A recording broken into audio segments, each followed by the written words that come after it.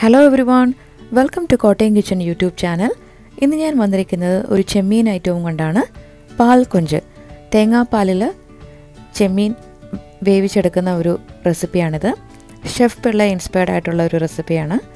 അതിനുവേണ്ടി ഞാനിവിടെ 25 medium size ചെമ്മീൻ നന്നായിട്ട് ക്ലീൻ ചെയ്തെടുത്തിട്ടുണ്ട്. അതിലേക്ക് കുറച്ച് ഉപ്പും മഞ്ഞൾപ്പൊടിയും 2 തരം മുളക് പൊടിയും കാശ്മീരിയും നോർമൽ മുളക് പൊടിയും ഒരു 1/2 സ്പൂൺ വീതം ചേർത്തിട്ടുണ്ട്. നന്നായിട്ട് മാരിനേറ്റ് ചെയ്തെടുക്കുക.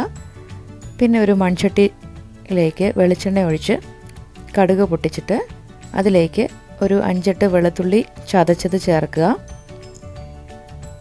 പിന്നെ വേണ്ടത് കുടംപുളിയാണ്. കുടംപുളി ഒരു 3 എണ്ണം, കുറച്ച് കറിവേപ്പില. ആദ്യം തന്നെ കടുക് പൊട്ടി വരുമ്പോഴത്തേക്കും അതിലേക്ക് ചതച്ച് വെച്ചിരിക്കുന്ന വെളുത്തുള്ളി ചേർത്ത് നന്നായിട്ട് വഴറ്റിയെടുക്കണം. അതിലേക്ക് കുറച്ച് കറിവേപ്പിലയും ചേർത്ത് കൊടുക്കാം. എന്നിട്ട് നമ്മൾ മാരിനേറ്റ് ചെയ്ത് വെച്ചിരിക്കുന്ന ചെമ്മീൻ ചേർത്ത് നന്നായിട്ട് വേവിച്ചെടുക്കണം. എണ്ണയിൽ കിടന്ന് ചെറുതായിട്ടൊന്ന് വറുത്ത്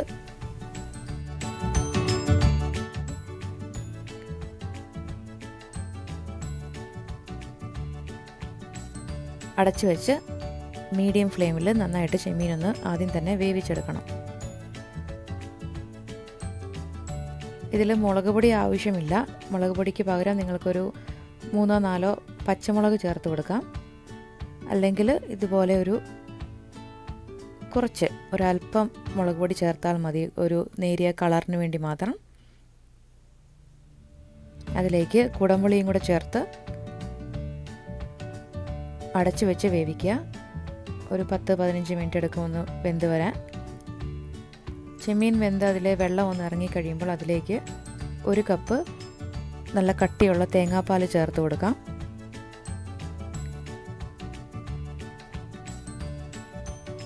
റൂം ടെമ്പറേച്ചറിലുള്ള തേങ്ങാപ്പാൽ വേണം ചേർത്ത് കൊടുക്കാൻ.